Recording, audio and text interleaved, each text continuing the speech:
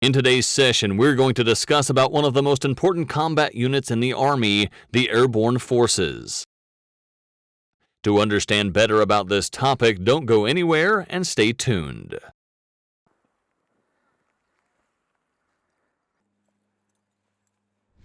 Airborne forces are combat units carried by aircrafts and airdropped into the battle zones, usually by parachuting. Airborne infantry and paratroopers are known as foot soldiers who serve the airborne force.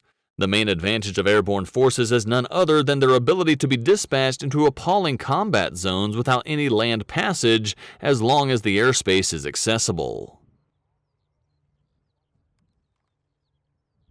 Although history records that efforts to vertically encircle the enemy have appeared since hundreds of years ago, one of the tactics of warfare that is still valid today is only effectively accommodated after the Wright brothers succeeded in creating airplanes. Several years after the military discovered that airplanes could be used to bomb hard-to-reach targets for infantry and cavalry troops, the idea emerged that surely this third-dimensional vehicle could also be used to send assault troops directly into enemy lines. Without reducing the roles and ideas that have been put forward by various previous figures, it was Winston Churchill who first came up with the idea of paratroopers.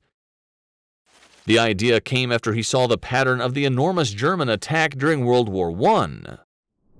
On another occasion, Brigadier General Billy Mitchell from the U.S. reinforced the idea that the deployment of troops from the air could also be used to win the war because it could put psychological pressure on the enemy. It must be admitted that these two figures who further opened the eyes of military thinkers from other countries, especially from the Soviet Union and Germany, about the potential and superiority of the troops who later became known as the Airborne Forces.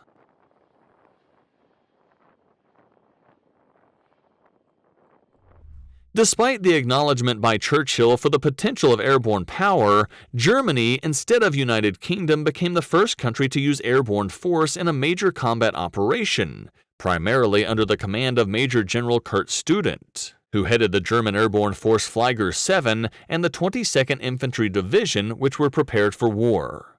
The application of airborne weapons was finally carried out on April 9, 1940 in an operation that demanded an impromptu, namely the invasion of Denmark and Norway. A German airborne battalion could capture 4 separate airstrips and a key highway bridge, providing the security needed. Another airborne invasion that should be noted is the May 1941 invasion of the island of Crete, which involved 22,000 troops and 1,450 aircraft. Although it had to be paid dearly, this airborne attack on Crete demonstrated the effectiveness of airborne warfare. Taking into account the abrupt and dangerous nature of the airborne forces, some might ask, what does it take to be an airborne forces officer? Well, first and foremost, the main thing is obviously the ability of the basics or static plunge. The airborne cadet has to undergo education and training to prepare them becoming a member of airborne forces. For instance, in the United States, the prospective airborne cadets are trained in U.S. Army Airborne School located in Fort Benning, Georgia.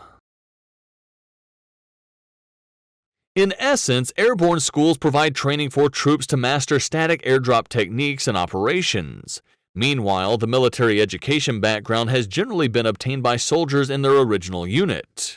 At the airborne school, the cadets are educated for approximately 1 month to master the diving qualifications, practice getting out of the plane and controlling the parachute in the jump, learn how to reduce drag, and also conduct actual parachuting. At the end of the training, those who pass are entitled to an Airborne Badge and thus will officially serve for the Airborne Forces. So, what do you think about the Airborne Forces? Don't forget to drop your comment below. Thank you for watching and see you in the next episode.